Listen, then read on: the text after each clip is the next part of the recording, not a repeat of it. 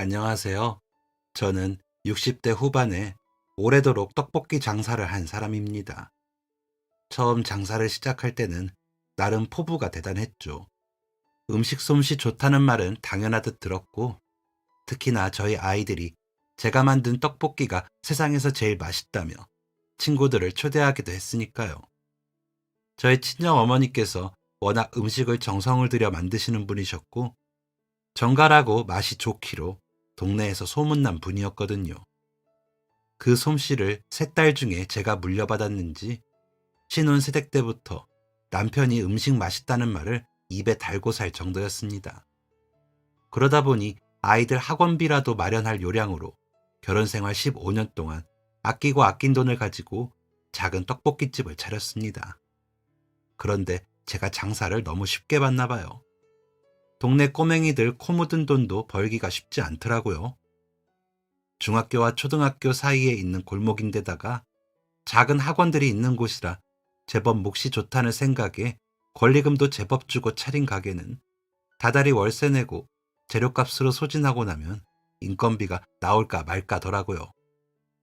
그래도 제 손으로 번 돈으로 아이들에게 뭐라도 해줄 수 있다는 생각에 버텨보자 싶어 부지런히 일했습니다. 그렇게 하루 이틀, 한 달, 두 달이 흐르더니 1년이 되더군요. 코 올리며 매일 오는 단골 손님도 생기고 주변의 학부모님들도 오셔서 우리 집 떡볶이가 자꾸 생각난다 하시는 그 말에 기운이 나 더 열심히 일을 했죠. 싸고 맛있고 깨끗하게 만들어 팔자라는 생각으로요. 우리 애들도 매일 와서 먹고 집에 가 학원을 보냈기 때문에 양심적으로 좋은 재료로 깨끗하게 만든 음식을 판다는 것은 제 자부심이 됐습니다. 커다란 철판을 3개 건 가스불 앞은 제게 도화지 같은 곳이었습니다. 저는 그림을 그린다는 마음으로 예쁘고 맛있는 떡볶이를 그려냈죠. 어깨도 아프고 허리도 아프고 땀이 송글송글 맺혀도 맛깔스런 떡볶이가 만들어지는 그 순간들마다 보람차고 행복해졌습니다. 여름에 부글거리며 끓는 떡볶이판 앞에 서야 할 때는 정말 큰일 나겠더라고요. 그래서 음료수병에 물을 얼려 끈으로 묶어 아기 엎듯 메고 일했다니까요. 그렇게라도 하지 않으면 정말 쓰러지거나 더위를 먹어 무슨 일 나겠더라고요. 물병의 무게만큼 더 묵직해진 몸은 버거웠지만 더위보다는 그게 나을 정도였죠. 그렇게 일하다 보니 어깨며 허리며 무릎, 발목, 안 아픈 곳이 없었습니다. 그런 고통을 다 잊게 해주는 건 음식이 하나도 안 남고 다 팔렸을 때였습니다. 제가 인정받은 것 같고 그날 하루는 더 알차게 보낸 것 같은 기분이었거든요. 정리하고 청소하면서도 콧노래가 흥얼거려지고 아팠던 발바닥도 안 아픈 것 같고요. 제가 저녁에 장사를 마치고 기분이 좋아 집으로 들어가 저녁을 차리고 있으면 남편도 아이들도 오늘 다 팔렸어? 기분이 좋네? 라고 알아차릴 정도였습니다. 하지만 어떤 날은 양 조절에 실패해 아까운 재료들만 드리고 남은 떡볶이를 버려야 하는 날도 있었습니다. 그런 날은 속이 상하더라고요. 그냥 버리기나 아깝다는 생각에 일부는 집으로 가져가 제 저녁이 되기도 했고 남편의 소주 안주가 되기도 했지만 그래도 남는 대부분은 버려야 했죠. 어떤 날은 "야, 그래도 이 정도만 버리는 게 어디냐 할 때도 있고 어떤 날은 아유 이 많은 걸 아까워서 어쩌나 할 때도 있었죠. 그러다 보니 딱 맞아떨어져 장사를 곱게 접는 날이 좋더라고요. 그때는 재료가 다 소진되어 못 파는 건 상상도 못했고요. 매일 보글보글 끓는 떡볶이 철판을 내려다보며 혼자 이랬다가 저랬다가 그랬습니다. 대체로 11시쯤 문을 열어 7시쯤 문을 닫는 떡볶이만 파는 그런 가게였기에 더 그런 집요함이 생겼던 것 같기도 하고요. 혼자 장사를 하다 보니 튀김은 감히 엄두도 못 내고 야끼만두 정도나 팔았고 순대도 조금만 떼어다 찜솥에 걸어두고 팔면서 구색만 맞췄거든요. 어쨌든 주된 메뉴는 떡볶이라는 나름의 신념으로 중점을 두었습니다. 떡볶이 하나에 거창하게 신념이니 중점이니 하는 게 우습게 들리실 수 있지만 제 존재감을 자랑할 수 있는 한 방법이었으니 비웃지 말아주시면 감사하겠습니다. 그렇게 누가 그러라고 시키지도 않았는데 수행을 하듯 장사한 지 2년 만에 처음으로 아이들 학원비보다 순수익이 더 커져 행복한 마음을 가지게 되었습니다. 아이들이 방학하는 여름이나 겨울에는 조금 주춤할 때도 있었지만 어디 가서 장사해서 돈 벌고 있다는 말을 할 정도는 될 정도였죠. 제가 장사하는 2년 동안 큰아이는 중학생에서 고등학생이 되었고 초등학생이던 둘째는 중학생이 되어 제가 돈 버는 보람이 더 느껴졌습니다. 용돈 받아가고 학원비 받아갈 때 전보다 눈치 덜 보게 하는 것만으로도 저에게는 기쁨이고 행복이었습니다. 자식들 그렇게 해주려고 장사한 거니까요. 장사하기 전에 회사원이던 남편의 월급으로 빠듯한 생활이야 당연했죠.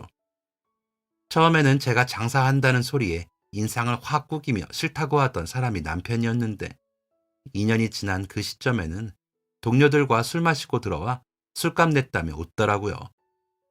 생전 어디 가서 그런 거 못하던 사람이라 저도 그저 잘했다 했습니다. 그렇다고 사치 부리는 거 아니고 도박하는 것도 아니니 기분 좀 낼 수 있지 하고요. 그렇게 가게를 시작하고 저희 가족은 각자의 자리에서 여유와 행복을 찾았습니다. 물론 몸은 고됐죠. 집안일은 남편이 전보다 더 돕고 아이들도 설거지는 하더라고요. 그런데도 가족들 먹일 반찬 해놓고 밥 안쳐 놓는 것도 신경 써야 하고 빨래 마른 것 걷어 다림질하고 구석구석 걸레질이라도 하려면 몸이 무거웠으니까요. 그저 매일 떡볶이 맛있다는 손님들의 말소리에 힘을 얻었고 자신감도 생겼습니다. 주말 중 일요일은 저도 쉬었는데 그런 날에도 손님 소리가 들리는 것 같았습니다. 잠깐 눈이라도 붙이려 누웠다가 어서 오세요 한 적이 한두 번이 아니었습니다. 아이들은 그런 저를 보며 피식 웃더라고요. 남편은 아니 가게가 그렇게 좋아? 라며 놀란 눈으로 보기도 했죠. 4평도 안 되는 가게에서 떡볶이를 파는 일은 저의 생활에 큰 비중이 되었습니다. 그래서 그런지 주머니 사정이 안 좋아 아이들은 쓱 보고 조금 더 퍼주며 나름 착한 장사꾼이다. 이렇게 스스로를 위로하는 생각도 하게 되었죠. 장사를 하는 게 저만 좋게 챙기는 게 아닌 다른 사람을 배려하고 챙기자는 생각은 장사 시작할 때부터였는데 저도 겨우겨우 가게를 유지해 마음처럼 쉽지 않았습니다. 그런데 점점 그래도 남는 게 있는 정도가 되고 남아서 버리는 것보다 마음이라도 더 편하게 푸짐하게 주자라는 생각을 하게 된 것이었죠. 그날도 그런 날이었습니다. 다음 날이 쉬는 날이라 더 그랬죠. 마무리하는데 떡볶이가 생각보다 더 남아 좀 늦게 있어 볼까 하는 날이기도 했고요. 그런데 오가는 발걸음이 그날따라 유난히 더 없더라고요. 그래서 정리하려고 포장용 봉투에 담고 있는데 한 녀석이 쪼르르 오더니 아줌마, 이 떡볶이 싸서 집에 가져가시나요? 라며 묻더군요. 오며 가며 봤던 얼굴이기도 했고 아이가 눈을 빛내며 묻기에 솔직하게 아니 떡볶이 사러 왔니? 어쩌지? 좀 불고 식어서 맛이 없을 텐데 이거라도 가져갈래? 아줌마가 돈은 안 받을게 라고 했죠. 그랬더니 네 주세요. 제가 가져갈게요 라며 까치발을 들고 콩콩거리더군요. 그 모습이 귀엽기도 하고 저희 아이들이 어릴 때 떡볶이 해준다면 엄마 최고, 엄마가 만든 떡볶이가 세상에서 제일 맛있어 하던 모습이 떠올라 떡볶이를 아이 손에 쥐어주며 마음이 좋더라고요. 머리가 땅에 닿을 듯 고개를 숙여가며 인사를 하면서 얼굴에 미소가 가득해서 돌아가는 아이를 보자니 제 마음도 좋더라고요. 어차피 버리려고 했던 떡볶이가 누군가를 기분 좋게 했다는 게 좋더라고요. 그렇게 하루 쉬고 월요일이 되어 가게 문을 열고 하루 종일 열심히 장사를 했습니다.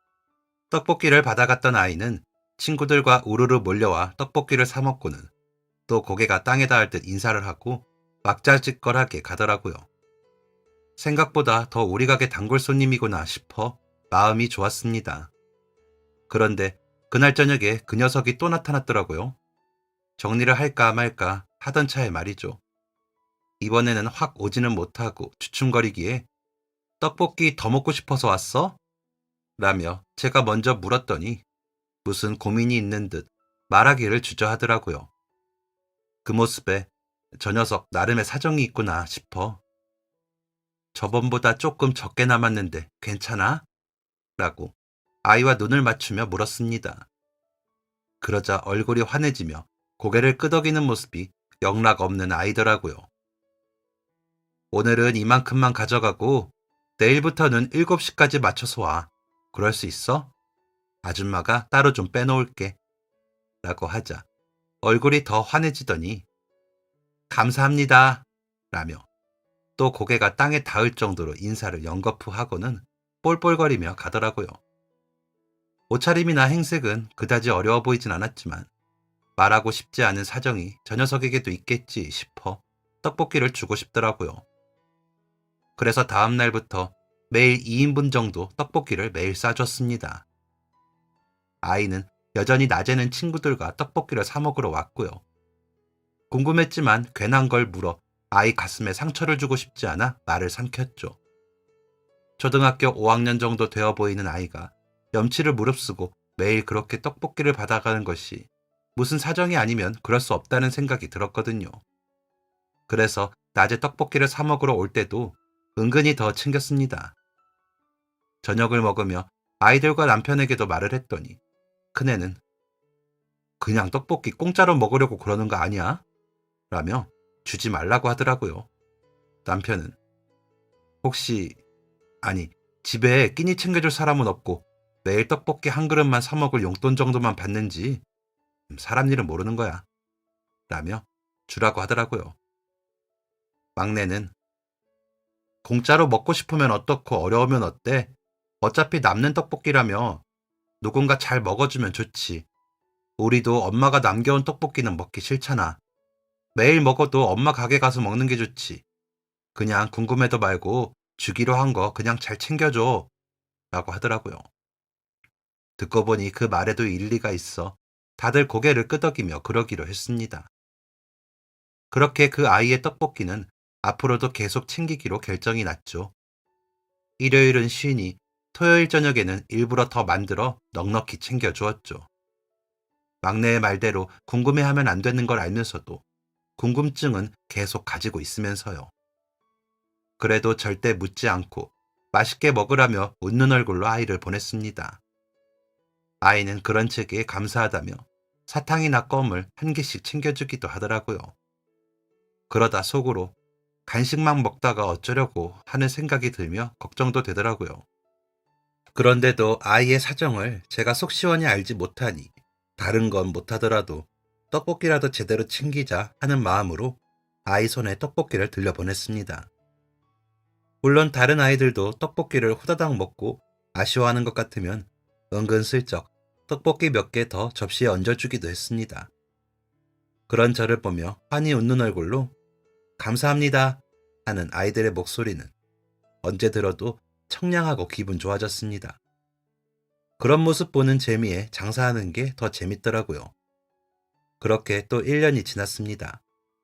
장사는 그런대로 자리를 잡는 것 같더라고요. 한 6개월 정도 수익이 비슷했거든요.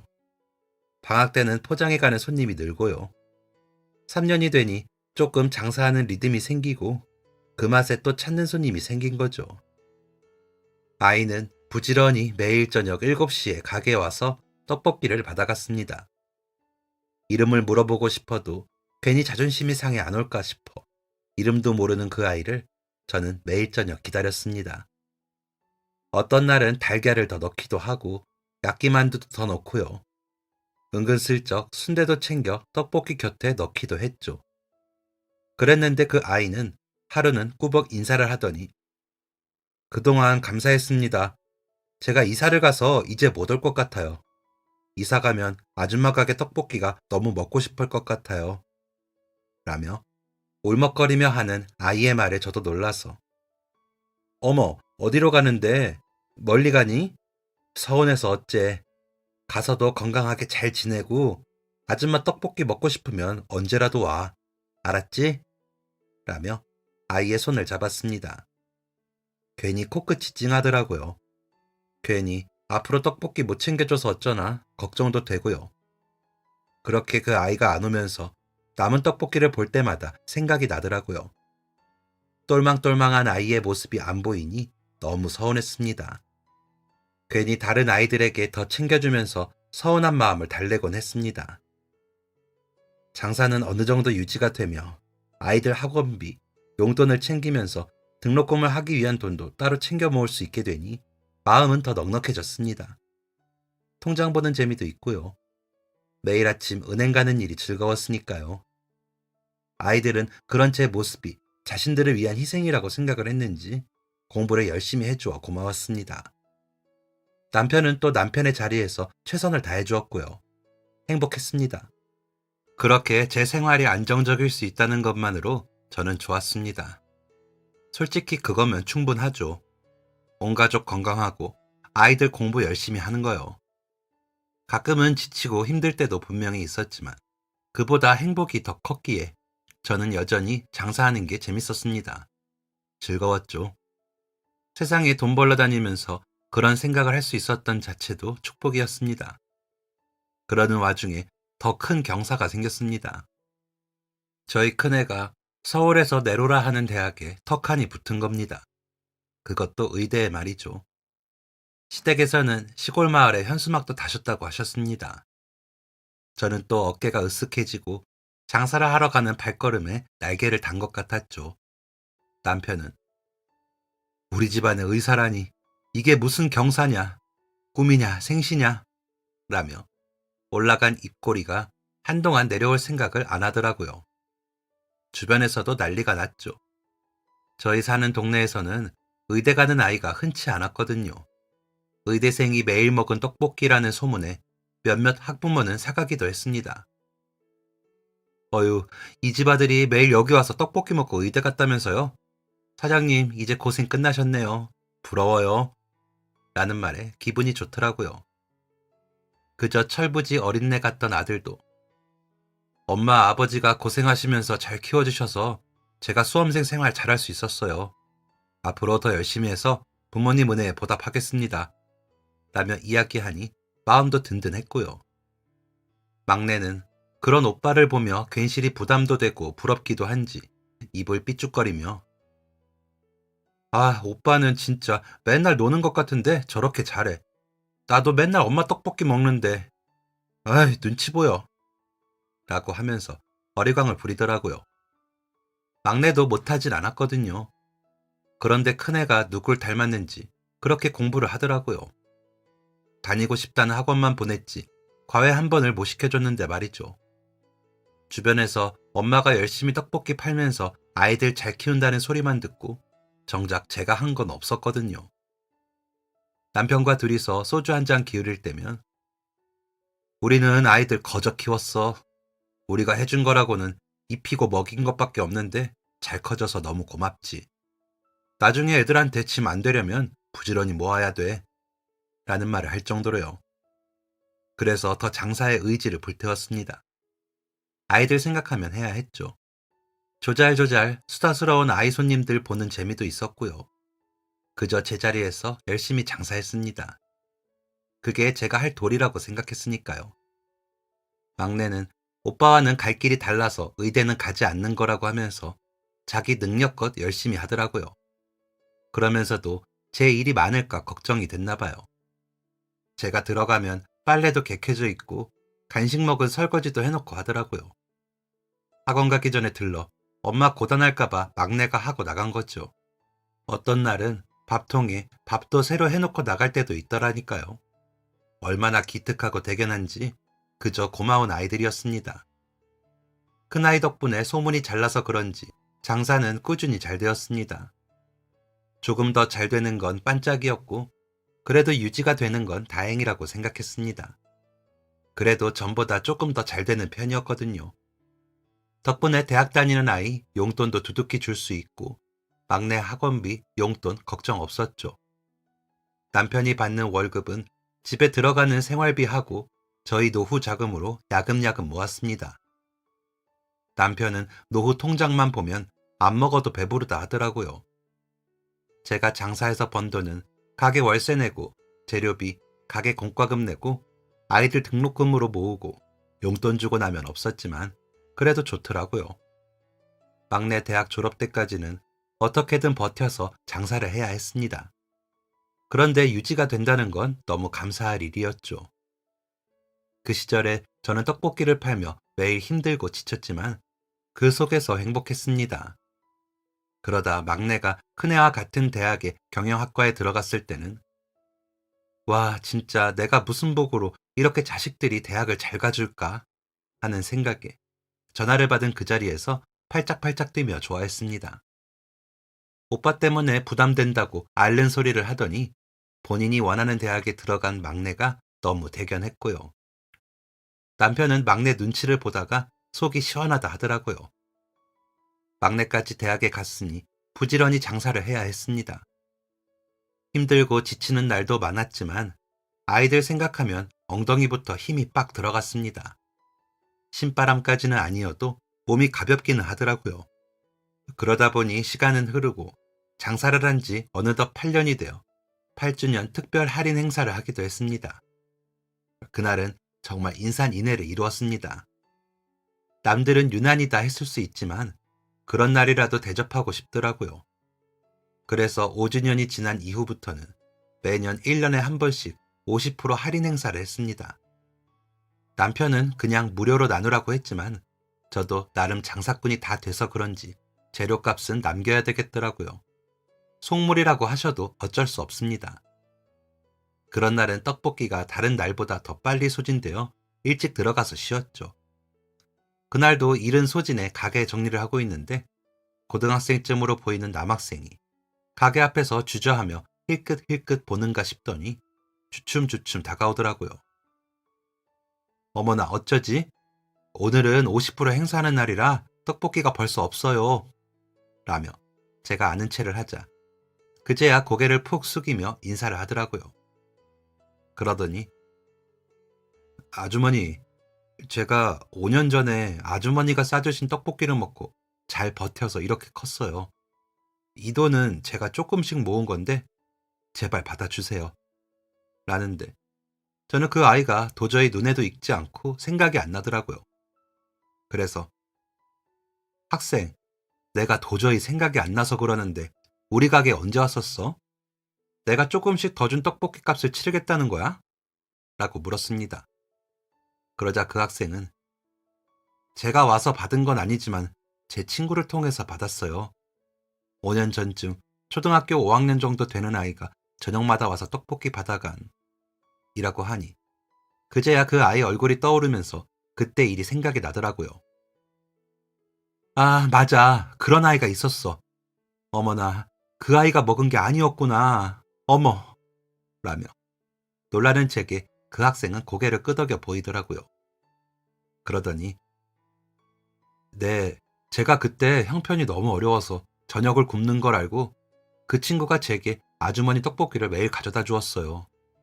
괜한 자존심에 고맙다고도 안 했는데 그 녀석이 전학을 가면서 아주머니 이야기를 하더라고요. 아주머니께서 왜 그러는 건지 그 친구가 누군지도 묻지 않으시고 그저 넉넉히 떡볶이를 싸주셨다고요. 그 친구네 옆집 지하방에 저희가 새들어 살아 저희 형편을 알고 도움이 되고 싶었다면서 라고 하니 그제야 가졌던 의문이 풀렸습니다. 학생의 말을 들으며 똘망똘망했던 그 아이의 눈빛이 떠올랐습니다. 어쩐지 매일 신나게 떡볶이를 받아가던 아이의 뒷모습의 이유를 알겠더라고요. 어린 마음에도 굶고 있는 친구에게 도움이 될 생각에 신이 났던 거죠. 새삼 기특하고 그때 알았다면 다른 반찬이라도 해줄 걸 하는 아쉬움이 남았습니다. 아유, 학생, 그런 사정이 있었구나. 나는 그저 남는 떡볶이 싸준 것밖에 없는데 고맙다는 말은 그 친구에게 해야지. 나는 학생이 누군 줄도 몰랐는데 라며 그저 웃었습니다. 정말로 저는 그 아이에게 떡볶이만 주었으니까요. 네, 그 친구에게도 제가 평생의 은인이라고 꼭 은혜 갚는다고 했어요.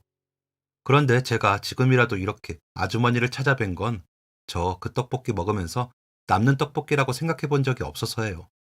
저희 할머니가 그러셨거든요. 음식하는 사람 마음이 동해서 그 사람이 한 음식 먹으면 그 사람까지 좋아지는 거라고요. 아주머니가 싸주신 떡볶이는 그냥 남는 떡볶이가 아니었어요. 오히려 더 신경 써주신 걸 알겠더라고요. 그래서 친구에게 이야기 듣고 꼭 은혜 갚아야지 생각했어요. 고등학교 들어가자마자 조금씩 할 수 있는 일을 하면서 번 돈 모은 거예요.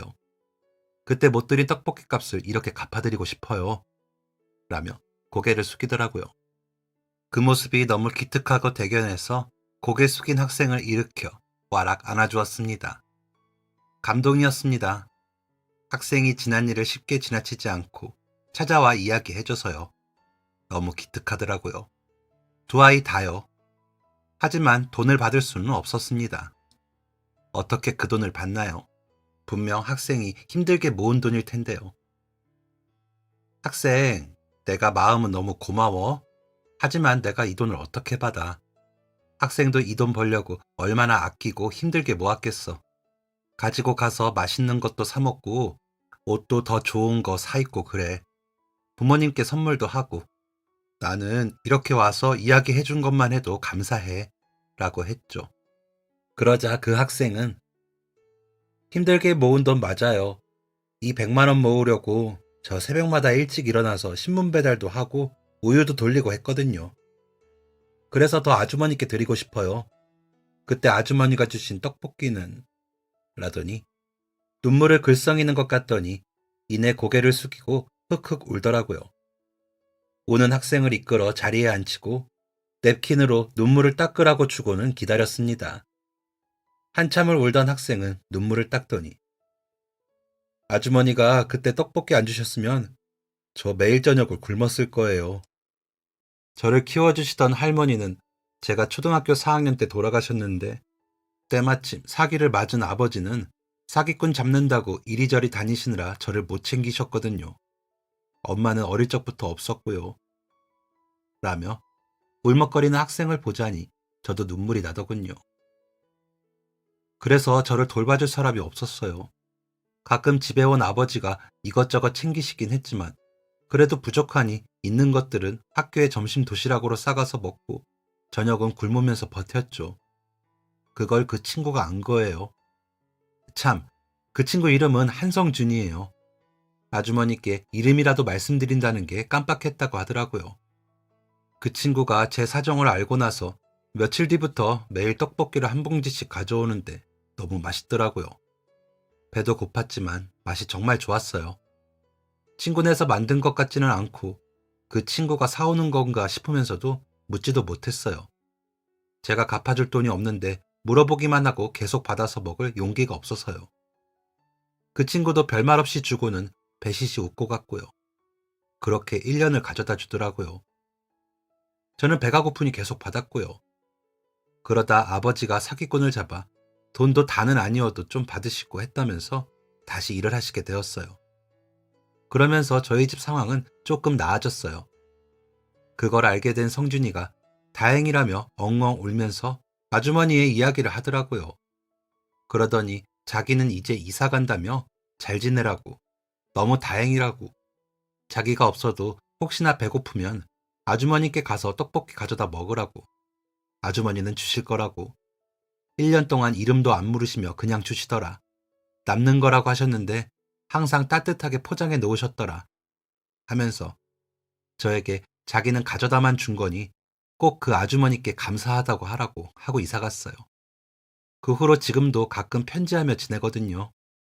그런데 그 친구에게 꼭 아주머니께 은혜 갚았다고 하고 싶어요. 제발 이 돈 받아주세요. 라더니 다시 고개를 숙이고 울더라고요. 그런 학생의 어깨를 다독이며 저도 같이 눈물을 흘렸습니다. 어려운 상황에서도 그렇게 착하게 자란 학생이 대견했고 고마운 마음을 잊지 않고 표현할 수 있는 사람으로 자란 것이 멋지더라고요. 그리고 1년을 어린아이가 친구를 위해 눈이 오나 비가 오나 떡볶이를 나른 그 아이의 마음도 너무 따뜻했고요. 하지만 그 돈은 절대 받을 수 없었습니다. 어떻게 받나요? 학생, 너무 고마워. 아줌마는 이렇게 학생과 성준이 이야기를 들은 것만 해도 세상에서 가장 큰 상을 받은 것 같아. 내가 떡볶이 장사하면서 제일 기쁘고 나는 우리 애들 잘 키우고 나중에 나이 들어 아쉽지 않으려고 장사하는데 누군가에게 도움이 될 수 있었다는 것만으로 감사할 일이야. 그런데 내가 지금 그 돈을 받으면 내가 뭔가 바라고 한 것 같이 느껴져서 안 될 것 같아. 그러니까 제발 그냥 가지고 가. 내가 이렇게 부탁할게. 응? 나한테 뭔가 해주고 싶으면 엽서나 좀 써줘. 종종 들러서 떡볶이도 먹고. 내가 성준이 학생이랑 도훈이 학생은 평생 공짜로 떡볶이 줄게. 알았지? 라며 제가 눈물을 닦으며 학생에게 사정을 했습니다. 제발 부탁한다고요. 그런 저를 보고 학생은 한참 고개를 숙이고 고민을 하더니 아주머니, 아주머니 말씀을 들으니 그럴 것도 같아요. 너무 감사하고 죄송해요. 그리고 제가 제 연락처 놓고 갈 테니까 심부름 시키실 일이나 가게에 일손 부족하실 때 연락 주시겠어요? 그런 거라도 제가 돕고 싶어요. 라는 학생의 그 얼굴이 너무 곱고 예뻐서 눈이 부시더라고요. 그래서 그렇게 한다고 약속을 하고서야 학생은 저를 하듯 인사를 하더니 갔습니다. 학생의 뒷모습을 보고 있자니 너무 감사하더라고요. 우리 아이들이 잘 자라준 것에 대한 감사함과는 조금 달랐지만 제게 감사하다고 말해주는 그 학생에게 고맙고 뿌듯함이 느껴졌습니다. 그 후로 학생은 토요일이면 저희 가게에 와서 제가 가게 정리하는 일을 도와주고 가게의 노후한 시설을 제게 알려주면서 고치는 것을 돕기도 하더라고요. 지나시던 다른 어른들께서 막내 아들이에요? 이 집 딸이 막내라 하지 않았어? 라고 물을 정도로 제게 다정하고 세심하게 챙기는 바람에 제가 은혜를 입게 되었습니다. 틈나는 대로 여기저기서 아르바이트를 했다더니 손이 야무지더라고요. 그래서 그 덕을 보게 되었죠. 집에 가 남편과 아이들에게도 이야기했죠. 아이들은 가만히 듣더니 그 친구가 우리보다 나은데? 우리는 고등학교 때까지 매일 가서 떡볶이나 먹을 줄 알았지. 생전 엄마 도울 생각은 안 했는데 창피한데? 라며 웃더라고요. 그 말에 제가 온몸에 피가 마르는 기분이더군요. 제가 낳은 자식들에게는 가게에 오면 그저 하나라도 입에 더 넣으려고 그거 챙기느라 일손을 돕지 않는 게 서운하다는 생각도 못했거든요. 그런데 그 학생에게는 가짜않게 도움을 받으면서도 마음만 고마웠구나 싶더라고요. 학생이 제게 고맙다며 일을 도우니 은근슬쩍 받은 것이 부끄러웠습니다. 그런 게 뭐가 자랑스럽다고 가족들에게 자랑까지 하다니 창피했습니다. 그래서 그 후로 학생이 오면 떡볶이 먹고 얼른 가서 공부해. 이제 그만해도 돼. 아줌마가 그동안 도움 많이 받았어. 학생이 일하지 않게 했습니다. 그랬더니 그 학생은 배시시 웃으며 저 공부 못해요. 어릴 때부터 못했어요. 그래서 고등학교도 인문계 못 갔어요. 학교에서 잘 배워서 졸업하는 대로 취업해서 아버지한테 도움이 되고 싶어서요. 저희 아버지 요즘 좀 힘드시거든요. 그래도 저희 아버지 그동안에 열심히 하셔서 저희 방 2개짜리 전세는 살아요. 아버지는 보일러 쪽 일을 하시는데 꾸준히 일이 있을 때가 1년 중에 겨울이라 저는 다른 기술 배우려고요. 라고 하더라고요. 어머, 그런데 어렵게 모은 돈을 아줌마 준다고 찾아온 거야? 그 돈 아버지 드리지 그랬어. 라며 놀라서 제가 학생을 다그쳤습니다. 그러자 학생은 씩 웃더니 그 돈은 제가 잘 썼어요. 아주머니 안 받으신다고 해서요. 지금 생각해도 그 돈은 너무 잘 쓴 것 같아요. 라고 하더라고요. 괜한 곳에 사치라도 했나 싶어 학생을 살폈지만 그런 건 아닌 것 같아 잔소리를 좀 해볼까 하다가 괜히 기분 상해 오지 않을까 싶어 안 했습니다. 은근히 학생이 돈을 어떻게 썼을지 궁금하긴 하더라고요.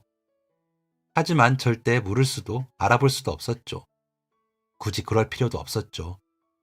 그 돈에는 전혀 관심이 없는데 괜히 물었다가 이상해 보이기도 할 거고요. 그러니 굳이 그 돈을 어디에 썼는지 묻지도 않고 장사나 열심히 했죠. 그리고 무엇보다 학생의 입에 떡볶이 들어가는 것을 보는 게 나름 좋았거든요. 큰아이 클 때 생각도 나고 다 커서 오는 단골들을 보는 것 같아서요. 그런 제 마음을 학생은 알았는지 열심히 잘 먹어주더라고요. 그러면서 아주머니 떡볶이는 전에 먹을 때보다 더 맛있어진 것 같아요. 이러니 손님이 꾸준히 오죠. 라면서 떡볶이를 먹는데 마음이 푸근해졌습니다. 그런 너스레를 자연스럽게 부릴 만큼 학생과 저는 가까워지기도 했습니다. 한 3개월을 주마다 만나니 그럴 수밖에 없었죠. 그만큼 그 학생에 대해 알게 되기도 했죠.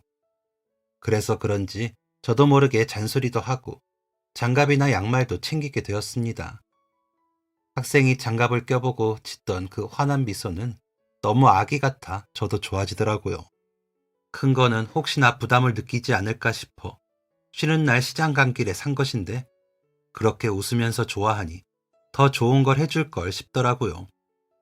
어느새 도훈이 학생이 저희 가게에 나타나는 게 자연스러워지고 수다를 떨며 한 주에 있던 이야기를 하다 보면 시간 가는 줄 몰랐죠.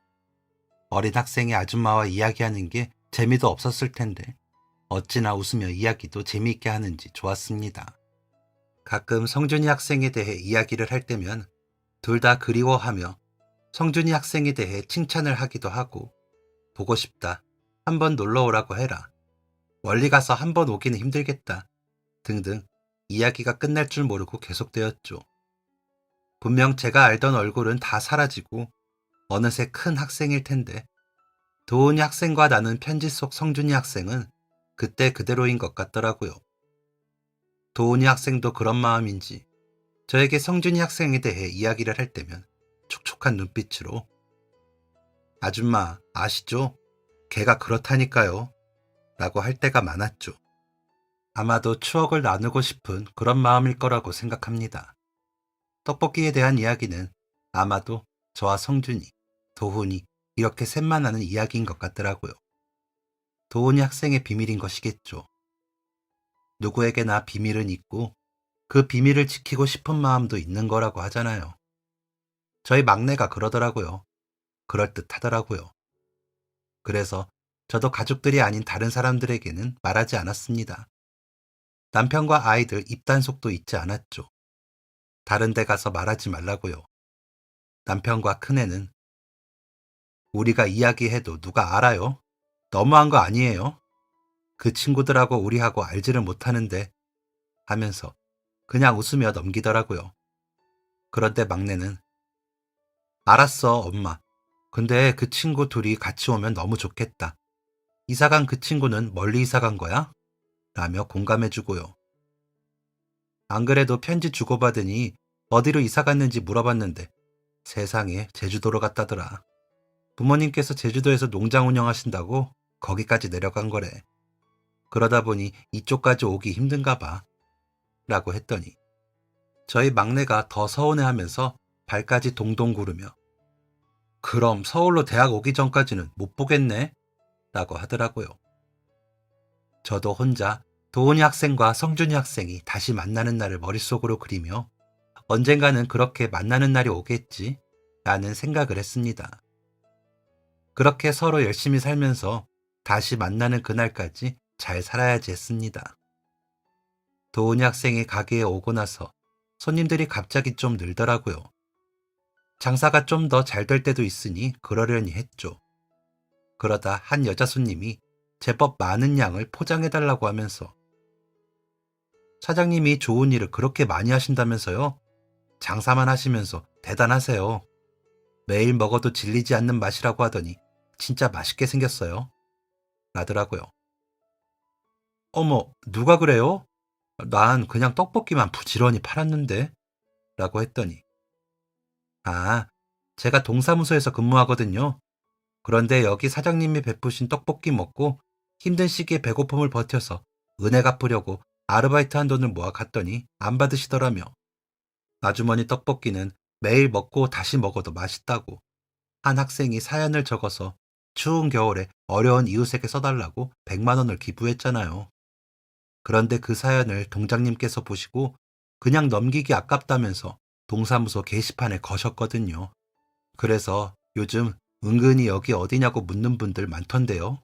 라며 가시더라고요. 그 손님이 가시고 나서야 도훈이 학생이 돈을 어디에 알차게 썼는지 알았고 제가 물었을 때 빙그레 웃던 얼굴이 어떤 의미였는지 알겠더라고요. 그리고 나서야 손님들이 오셔서 진짜 맛있네요. 장사 더 오래 하세요. 라며 덕담을 하시며 가신 이유도 알게 되었고요. 부끄러움이 몰려왔습니다.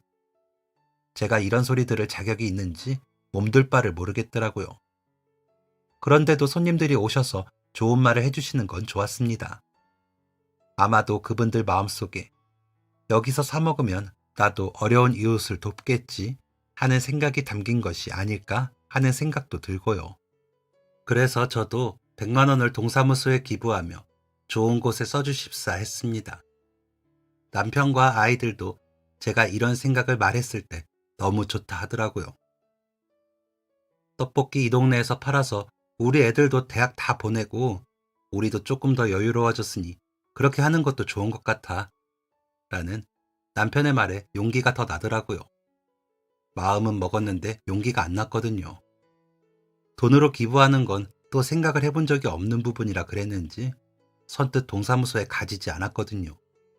애들은 엄마 멋지다고 하니 더 좋았습니다. 그리고 나니 목표가 더 생겼습니다. 매년 겨울이 시작될 때 기부를 하자고요. 그렇게 목표를 정하고 나니 기분 좋게 더 열심히 일할 수 있겠더라고요. 그렇게 장사를 하다 보니 장사가 조금 더 잘 돼도 힘든 줄 모르겠더라고요.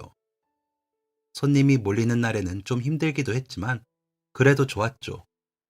좋은 일이라는 게 그런 거더라고요. 마음속에서 보람이라는 이자가 붙는 거요. 그 보람이라는 이자는 마음에도 몸에도 에너지가 생기게 하더라고요. 그렇게 시간은 흘렀고 기부를 한 지 5년이 되었습니다. 아들은 전공의에서 전문의가 되는 과정을 지났죠. 그 과정이 어찌나 정신없이 바쁜지 멀리 떨어져도 군의관 갔을 때가 나을 정도였죠. 아이가 힘들어하는 걸 보는 부모의 마음이 그렇더라고요. 막내는 대학원에 진학해 석사를 준비하고 싶다고 해 여전히 공부 중이었고요. 중간에 연수 삼아 외국 대학에 교환학생으로 갔을 때 박사까지 하고 싶더래요. 또 그렇게 하고 싶다는데 못하게 말릴 수도 없어. 그러라고 했는데 학비는 만만치 않더군요. 그래도 어쩝니까? 하고 싶다는데 해야죠. 그래서 부지런히 일할 수 있음에 감사하며 열심히 떡볶이 만들어 팔았습니다. 도은이 학생은 고등학교를 졸업하자마자 군대에 다녀오더니 자동차 수리 자격증을 따서 정비소에 취직을 해서 월급이 나오니 좋다고 하더라고요. 아버지와 부지런히 모아 작은 집이라도 하나 사자고 했다면서 웃더라고요. 너무 대견해 반찬도 챙기고 영양제도 챙기며 먼 친척처럼 지냈습니다. 그러다 하루는 반가운 사람을 데리고 왔다며 군복을 입은 사람을 데려왔는데 한눈에 봐도 알겠더라고요. 저에게 경례를 하며 서 있는 모습이 영락 없더라고요. 10년 만에 보는데도 그 똘망똘망한 눈빛이 그대로이기도 했고요. 그래서 어머, 성준이 학생, 진짜 어릴 때 그대로 컸다 라며 뽀르르 달려나가 안아주었더니 아주머니 정말 감사합니다. 도은이와 저를 지켜주셔서요 라며 눈물을 글썽이더군요. 그러더니 저를 와락 끌어안고 한 바퀴 삥그르르 돌리더군요. 어지럽고 정신이 없었지만 기분이 좋았습니다. 반가움과 고마움이 섞여서요. 그러고 있는데 저희 막내가 엄마 괜찮아? 하며 서 있더라고요. 저는 민망도 하고 그 상황이 너무 좋아서 웃으며 여긴 웬일이야 우리 딸. 엄마가 이야기하던 학생들 세상에 군대 제대했다고 왔대. 라며 호들갑스럽게 신이 난 채로 이야기했습니다. 그러자 막내도 웃으면서 우리 엄마 신났네 참나 라더니 저를 보더라고요. 저희 막내보다 도훈이 학생과 성준이 학생이 3살이 더 적다 보니 어린애들과 제가 그러고 있는 게 웃겨 보였을 수 있죠. 그러더니 아니 오랜만에 일찍 끝나서 엄마랑 데이트나 할까 했지. 나 곧 논문 들어가면 한참 시간 안 나니까 라며 가게에 온 이유를 말하더라고요. 그래서 그럼 다들 갑자기 만났으니까 다 같이 가서 저녁이라도 먹을까? 이렇게 헤어지기가 너무 아쉬워서 그래. 성준이 학생은 10년 만이고 도훈이 학생은 말만 듣고 처음이지. 이렇게 만나진 김에 그러자 라고 했더니 다들 좋다고 해서 가게 근처에 있는 고깃집으로 갔습니다. 집에 있는 남편도 오라고 하고 아들은 늦는다고 해 못 보고요. 그렇게 북적북적 있다 보니 기분이 너무 좋았습니다. 스쳐 지나갈 수 있는 인연들이 모여서 다 같이 있는 게 너무 좋더라고요. 그날 엄청 많이 웃은 것 같습니다. 너무 좋았거든요. 그런데 좋은 것은 저만이 아니었나 봅니다. 성준이 학생이 제주에서 대학을 다니다 미국에 교환학생으로 다녀와서 입대를 했는데 전공이 막내와 같더라고요. 무슨 인연인지 말이죠. 군 제대하고 자신도 더 공부하고 싶다더니 서로 연락처를 주고받았는데 그날 이후 자주 연락을 주고받았는지 서로 잘 지내게 되었다고 하더라고요. 그러더니 엄마 덕에 성품도 좋은 사람이랑 연애를 하게 됐네 라며 좋아하더니 얼마 전에는 둘이 식을 올렸습니다. 시댁이 제주라며 어찌나 좋아하던지요. 딸은 교수 임용 준비하고 있는데 성준이 학생, 아니 사위가 많이 돕는데요. 사위는 내놓으라는 대기업에 들어가 열심히 다니고 있고요.